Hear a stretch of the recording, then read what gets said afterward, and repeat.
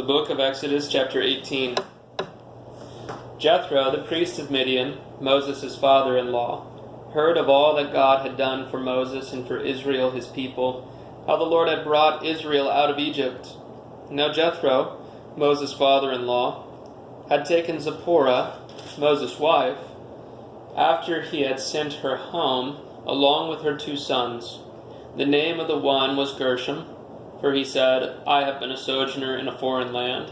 And the name of the other, Eliezer, for he said, the God of my father was my help, and delivered me from the sword of Pharaoh.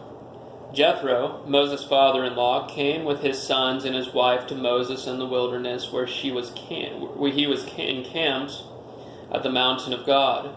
And when he sent word to Moses, I, your father-in-law Jethro, am coming to you with your wife and her 2 sons with her, Moses went out to meet his father-in-law and bowed down and kissed him.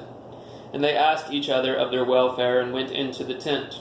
Then Moses told his father-in-law all that the Lord had done to Pharaoh and to the Egyptians for Israel's sake, all the hardship that had come upon them in the way, and how the Lord had delivered them. And Jethro rejoiced for all the good that the Lord had done to Israel, and that he had delivered them out of the hand of the Egyptians. Jethro said, Blessed be the Lord who has delivered you out of the hand of the Egyptians and out of the hand of Pharaoh, and has delivered you, the people, from under the hand of the Egyptians. Now I know that the Lord is greater than all gods, because in this affair they dealt arrogantly with the people. And Jethro, Moses' father-in-law, brought a burnt offering and sacrifices to God. And Aaron came with all the elders of Israel to eat bread with Moses' father-in-law before God. The next day Moses sat to judge the people, and the people stood around Moses from morning till evening. When Moses' father-in-law saw all that he was doing for the people, he said, What is this that you are doing for the people? Why do you sit alone, and all the people stand around you from morning till evening? And Moses said to his father-in-law, Because the people come to me to inquire of God, and when they have a dispute, they come to me, and I decide between one person and another, and I make them know the statutes of God and his laws.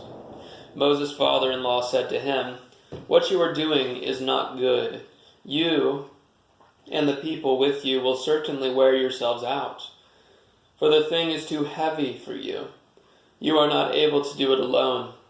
Now obey my voice, I will give you advice, and God be with you. You shall represent the people before God and bring their cases to God, and you shall warn them about the statutes and the laws, and make them know the way in which they must walk and what they must do.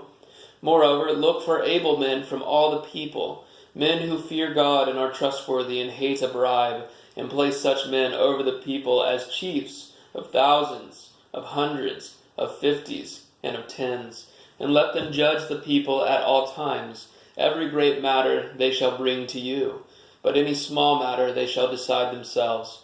So it will be easier for you, and they will bear the burden with you. If you do this, God will direct you. You will be able to endure, and all this people also will go to their place in peace. So Moses listened to the voice of his father-in-law and did all that he had said. Moses chose able men out of all Israel and made them heads over the people, chiefs of thousands, of hundreds, of 50s, and of 10s, and they judged the people at all times.